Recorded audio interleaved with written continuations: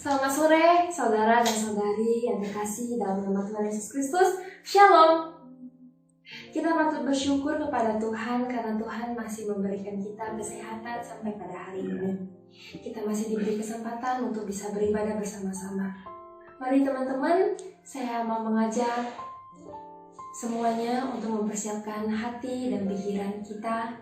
Kita mau memuji Tuhan dan mendengarkan firman Tuhan. Kita tenangkan hati kita. Mari kita ambil waktu sejenak untuk bersaat teduh. Saat teduh dimulai. Kami panjatkan puji syukur kehadiran-Mu Tuhan atas berkat dan kelimpahan yang Kau berikan kepada kami. Sampai pada hari ini Engkau masih memberikan kami nafas kehidupan Tuhan, agar kami dapat menjalani hari-hari kami. Tuhan, penuhi hati kami dengan Roh Kudus, agar kami dapat menjadi bijaksana untuk melakukan segala sesuatu. Walaupun di tengah wabah ini Tuhan, wabah penyakit COVID-19 Bapa, Tuhan yang sanggup pulihkan dan Tuhan yang sanggup untuk menghilangkan pandemi ini. Bapa, berikan kami kekuatan, ketekunan Tuhan, kesabaran dan rahmat daripada Engkau Tuhan untuk menjalani kehidupan kami sehari-hari. Hanya doa kami Bapa, kami mau siapkan hati dan pikiran kami untuk menyembah-Mu dan mendengarkan firman-Mu. Di dalam nama Tuhan Yesus Kristus kami berdoa dan mengucap syukur. Haleluya, amin.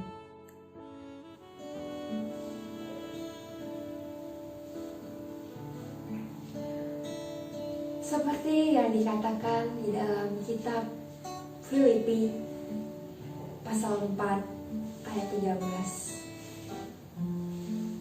yang mengatakan segala perkara dapat kutanggung di dalam Dia yang memberi kekuatan kepadaku. Tuhan yang memberikan kita kekuatan agar kita kuat untuk menghadapi segala persoalan-persoalan yang ada di dalam dunia ini. Kasih setia Tuhan tidak pernah berhenti dalam kehidupan kita, terus mengalir dalam hidup kita. Dan Tuhan tidak pernah membiarkan kita sendiri. Ketika kita sedih, ketika kita marah, ketika kita kecewa, Tuhan selalu ada untuk kita. He never leave me. Dia tidak pernah meninggalkan kita. Mari teman-teman, kita tanggalkan semua masalah dan ketakutan kita. Kita serahkan diri kita kepada Tuhan sepenuhnya, agar Tuhan pulihkan kehidupan kita dan hati kita penuh dengan sukacita. Sekarang kita akan menaikkan pujian bersama-sama yang mengatakan seperti yang Kau ingini.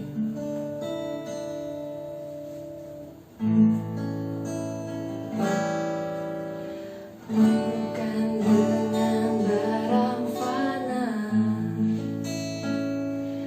Kau membayar dosaku, dengan darah yang mahal, tiada noda dan celah. Bukan dengan emas perak Kau menebus diriku, oleh segenap kasih dan pengorbananmu, ku telah mati dan tinggalkan jalan hidupku yang lambat. Semuanya sia-sia dan tak berarti.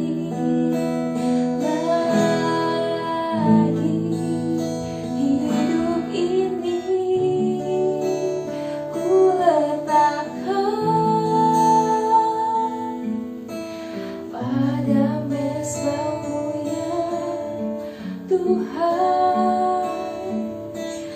Jadilah padaku seperti yang Kau ingini.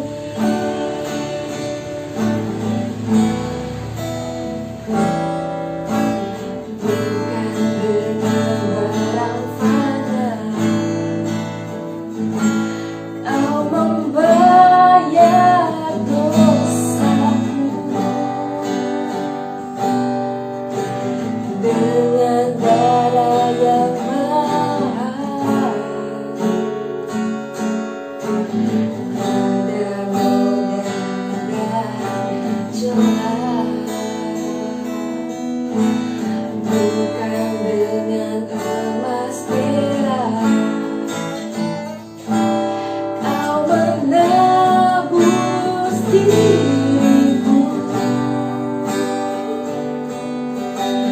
Oleh segenap kasih dan pengorbananmu, ku telah mati dan tinggalkan jalan hidupku yang lama. Semuanya sia-sia dan tak berarti lagi. Hidup ini ku letakkan pada mesbah-Mu ya Tuhan. Jadilah padaku seperti yang Kau ingini.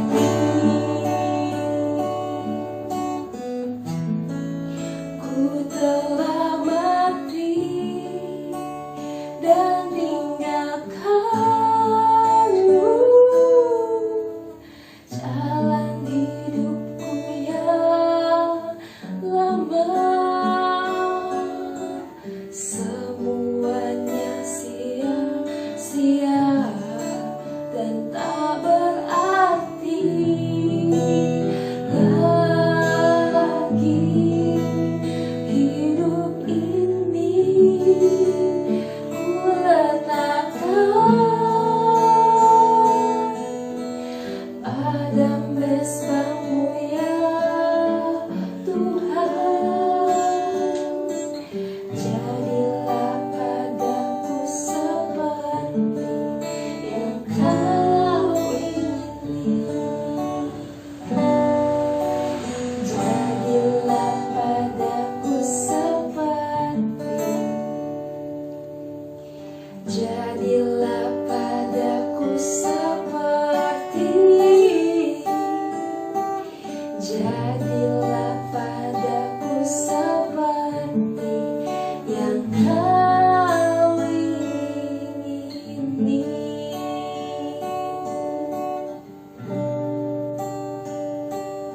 Kita masuk dalam pemberitaan firman Tuhan.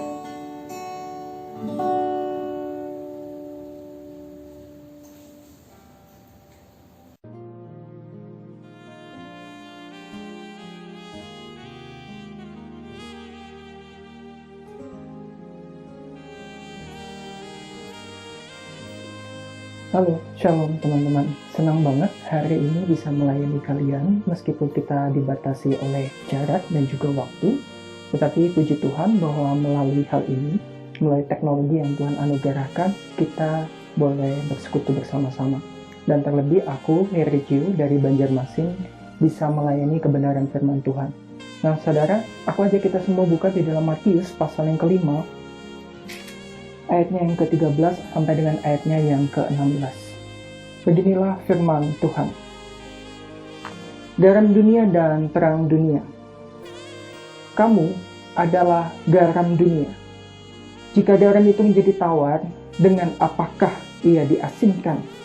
Tidak ada lagi gunanya selain dibuang dan diinjak orang. Kamu adalah terang dunia. Kota yang terletak di atas gunung tidak mungkin tersembunyi. Lagi pula orang tidak menyalakan pelita lalu meletakkannya di bawah gantang, melainkan di atas kaki dian, sehingga menerangi semua orang di dalam rumah itu. Demikianlah hendaknya terangmu bercahaya di depan orang, supaya mereka melihat perbuatanmu yang baik dan memuliakan Bapamu yang di sorga. Mari bersama-sama kita berdoa terlebih dahulu. Bapa Surgawi, mohon bimbingan-Mu dan biarkanlah Roh Kudus yang ada di dalam hidup kami boleh menolong kami memahami akan kebenaran firman Tuhan ini. Berbicaralah kepada kami secara pribadi, sebab kami rindu untuk mengenal kebenaran-Mu, sehingga kami juga boleh mengenal siapa diri kami yang sesungguhnya. Dan biarkanlah Roh Kudus yang boleh menuntun tiap langkah kaki kami, karena Engkau yang terlebih mengenal pribadi dan kemampuan kami untuk mengikuti kebenaran firman-Mu. Ini doa kami, ini ucapan syukur kami, di dalam nama Tuhan Yesus Kristus kami berdoa. Amin. Saudara, kita mungkin seringkali mendengar ketika seseorang berkata mencari jati dirinya. Tetapi apakah kita benar kehilangan jati diri kita? Tidak, saudaraku. Matius dengan jelas mencatatkan siapa diri kita sebagai orang percaya. Kita tidak kehilangan jati diri kita, tetapi kita perlu membentuk diri kita agar sesuai dengan rencana dan juga kehendak Tuhan. Saat ini kita berada dalam kondisi yang tidak menyenangkan.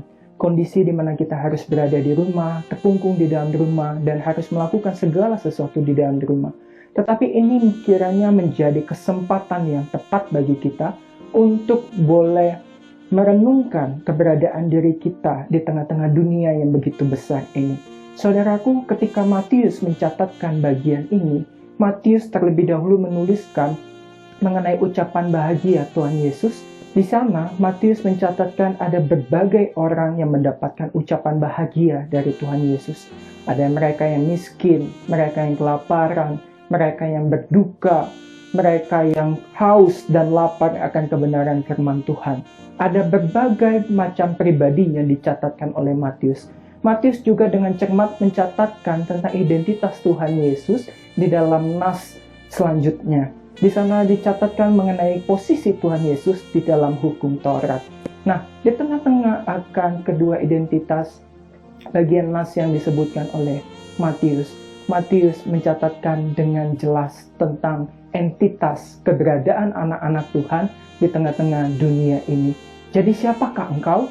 Engkau yang sesungguhnya adalah terang dan garam. Ini tidak lagi berbicara engkau menjadi, tetapi engkau adalah terang dan garam. Namun sayangnya, dosa telah merusak kita. Ketika kita jatuh ke dalam dosa, ketika umat manusia jatuh ke dalam dosa, kemuliaan Allah yang ada di dalam ciptaannya, yakni manusia itu menjadi hancur berantakan. Kita kemudian menjadi terdistorsi. Banyak hal-hal yang seharusnya ada di dalam diri kita tidak mampu kita lihat. Oleh karena kenapa? Karena kita tidak punya pengenalan yang sejati mengenai Allah. Jadi kalau kita ingin mengenal siapa diri kita, maka kita perlu mengenal siapa pencipta kita.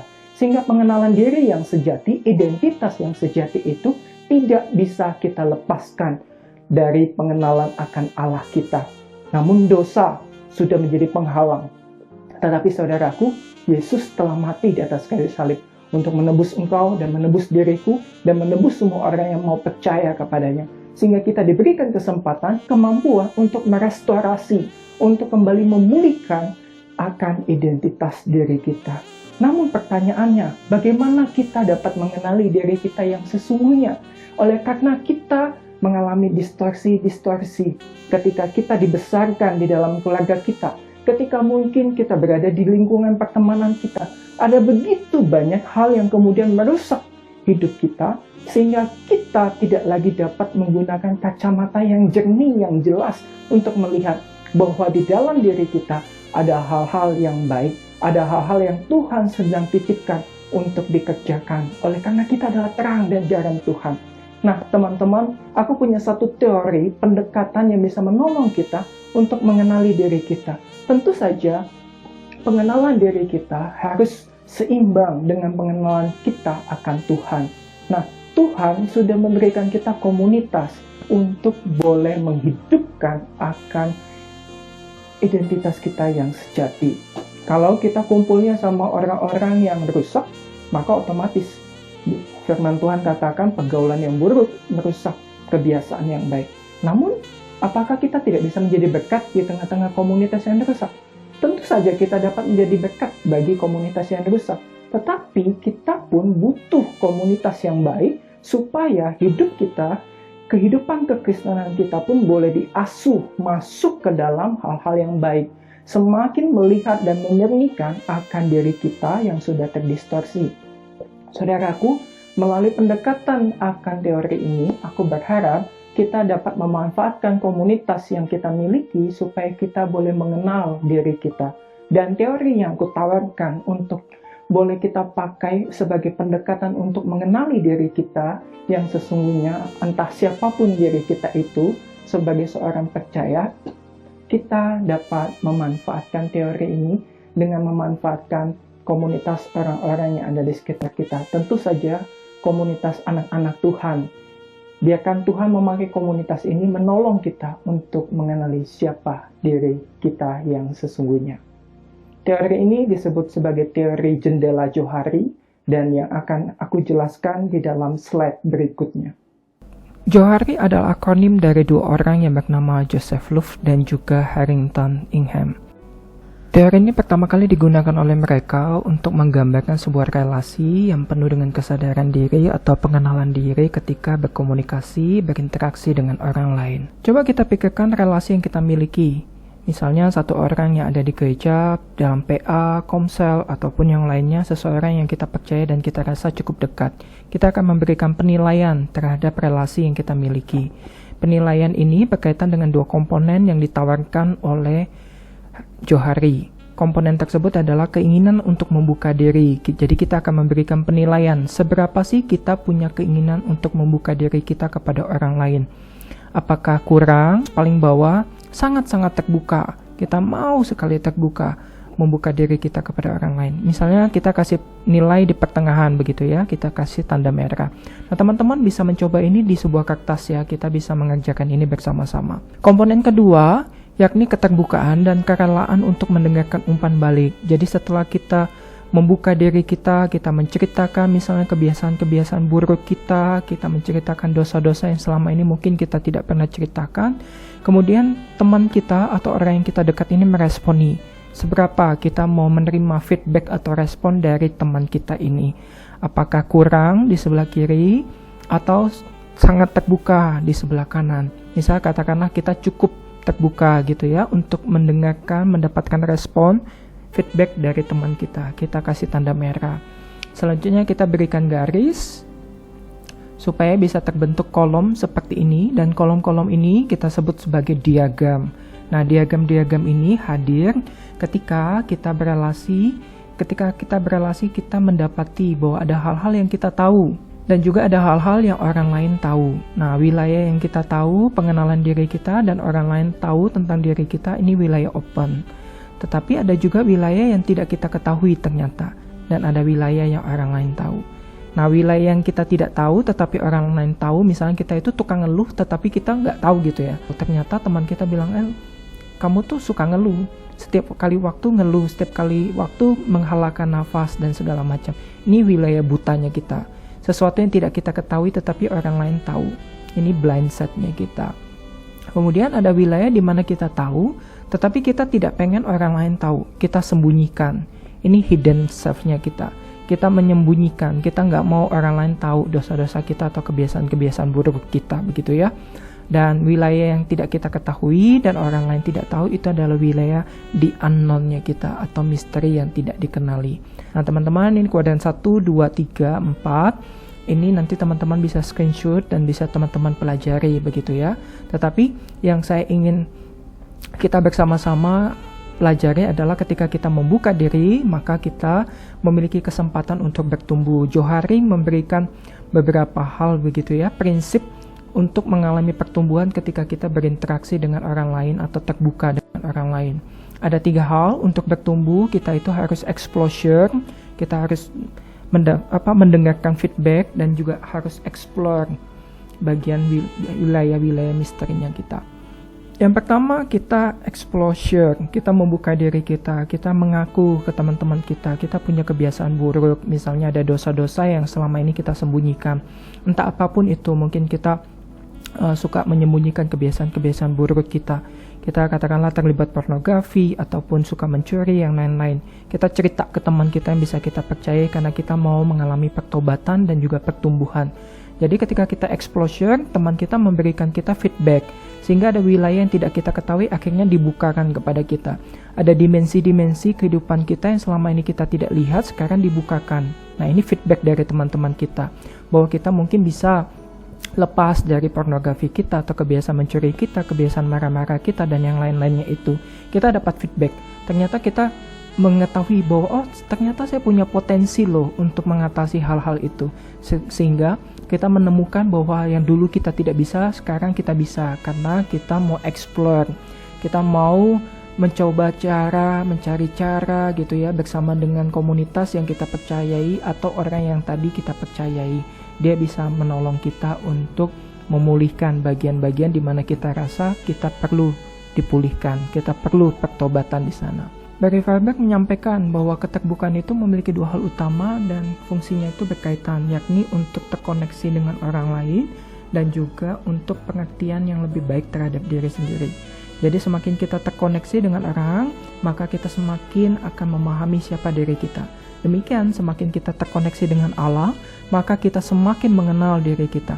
Semakin kita mengenal Allah, semakin kita mengenal diri, dan semakin kita mengenal diri kita lemah, penuh keterbatasan, kekurangan, maka kita semakin mengenali bahwa kita memiliki pribadi Allah yang kuat, yang menopang kita, dan memampukan kita, memberikan potensi bagi kita untuk mengalami pemulihan demi pemulihan, dan pertobatan demi pertobatan, sehingga kita semakin dimurnikan dan kita semakin serupa dengan Kristus melalui orang-orang yang ada di kita yang Tuhan percayakan untuk menolong kita.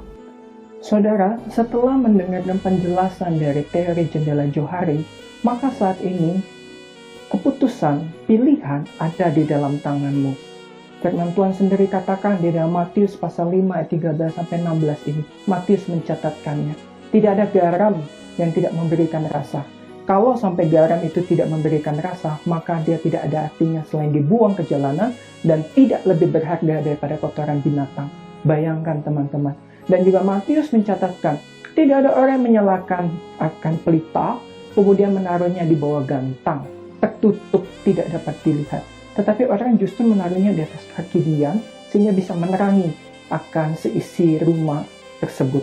Saudaraku, pilihannya ada di dalam tanganmu. Betul, bahwa setiap kita telah jatuh ke dalam dosa, bahwa setiap kita telah terdistorsi oleh dosa-dosa kebiasaan-kebiasaan kita. Kita dapat sebut berbagai dosa-dosa yang selama ini kita jalani. Entah dosa-dosa hal-hal yang berkaitan dengan kebiasaan karakter buruk kita, ataupun kebiasaan-kebiasaan yang lainnya. Tetapi jangan lupa bahwa ada kesempatan yang telah Allah berikan melalui Yesus Kristus yang telah mati di atas kayu salib. Dan juga kesempatan itu diberikan kepada kita supaya kita mau mengambil pilihan untuk menjadi garam yang dimurnikan sehingga tidak ada kotoran di dalam garam itu yang merusak rasanya. Dan kita mau menjadi pribadi yang memiliki terang, pelita yang terus dibersihkan, pelita yang tidak tertutup, pelita yang dapat menerangi. Walaupun kecil pelitanya, tetapi dia akan memberikan cahaya bagi orang-orang di sekitarnya. Saudaraku, kita sudah rusak oleh dosa, tetapi kesempatan telah diberikan kepada kita untuk mengadakan pemulihan di dalam hidup kita. Oleh karena Tuhan memberikan kemampuan bagi kita untuk dipulihkan. Pilihan ada di dalam tanganmu. Keberadaanmu di tengah-tengah dunia ini sudah ada di dalam rencana Tuhan. Tetapi respon imanmu harus seiring dengan apa yang Tuhan hendaki atas kehidupanmu.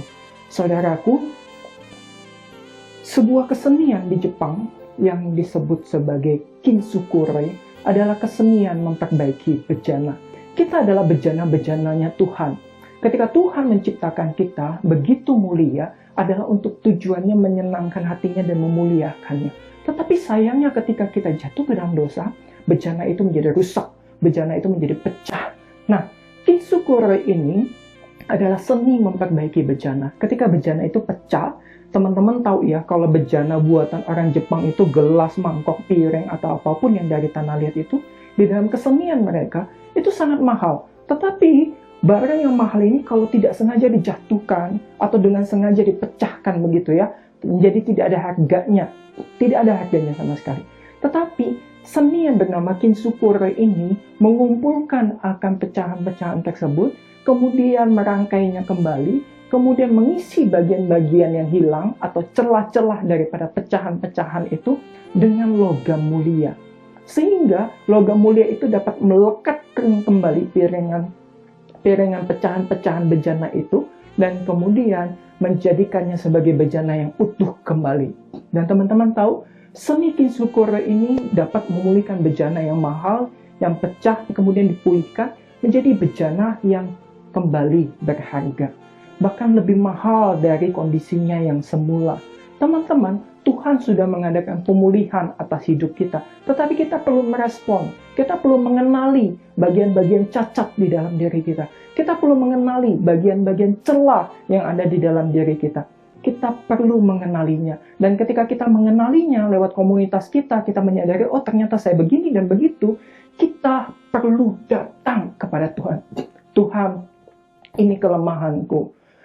Mohon pulihkan aku, isi kekosongan-kekosongan di dalam hidupku, sehingga aku bisa kembali dipakai oleh-Mu, dan aku bisa kembali dipakai menjadi alat-Mu dan memuliakan nama-Mu. Aku rindu Tuhan menjadi saksi-Mu, aku rindu Tuhan dipulihkan dan kemudian boleh dipakai dengan luar biasa. Teman-teman, Matius mencatatkan di dalam Matius pasal yang kelima, ayat yang ke-16. Hendaklah terangmu bercahaya di depan orang, supaya mereka melihat perbuatanmu yang baik dan memuliakan Bapamu yang ada di surga. Jemaat mula-mula di dalam Kisah Para Rasul, pasal yang pertama dan pasal yang kedua, didapati oleh orang-orang di sekitarnya itu melakukan hal-hal yang menyenangkan. Sehingga dikatakan mereka bertambah-tambah jumlahnya dan disukai oleh banyak orang. Saudaraku, kalau engkau mengatakan bahwa dirimu adalah Kristen, tetapi engkau belum mampu melakukan apa yang Tuhan mau, cepatlah, ini saatnya. Ini kesempatan bagimu, buka dirimu, responi akan Tuhan, biarkan Tuhan memakai komunitas yang ada di sekitarmu untuk menolong dirimu menemukan siapa dirimu yang sesungguhnya. Sebab Tuhan mengasihimu, dan Tuhan ingin memulihkanmu, dan Tuhan ingin memakai kamu. Jadi saudaraku, saat ini, inilah kesempatan yang terbaik bagimu, bagiku, dan bagi semua orang yang ada di dalam komunitas anak-anak Tuhan untuk meresponi akan pemulihan yang Tuhan sedang kerjakan. Oleh karena kenapa? Karena engkau adalah terang dan engkau adalah garamnya Tuhan. Ini saatnya kita memurnikan diri kita sehingga orang banyak melihat kita dan kemudian terberkati. Mari kita berdoa. Tuhan, firman-Mu telah berbicara dan biarkanlah Roh Kudus terus menggelisahkan kami sehingga kami punya keinginan untuk meresponi akan kebenaran firman.